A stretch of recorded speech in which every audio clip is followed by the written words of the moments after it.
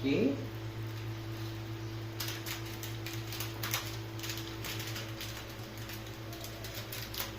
Lagyan mo natin ng ano para aham. Di ba?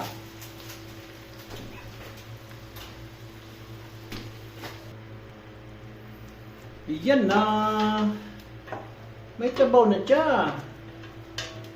Di ba? Tikim.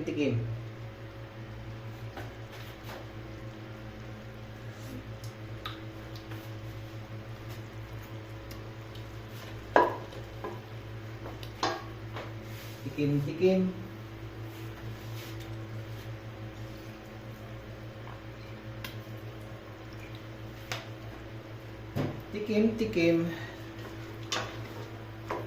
Tapos, lagyan natin ng paminta.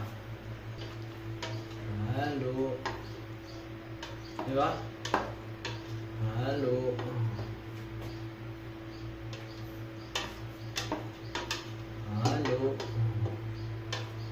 Kasi, papatay na rin natin yan. Kasi luto na siya eh. Halo-haloin na natin para yung ibang broccoli at saka magkalas.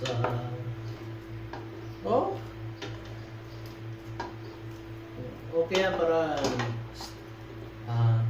hindi siya maduro yung okra natin at saka yung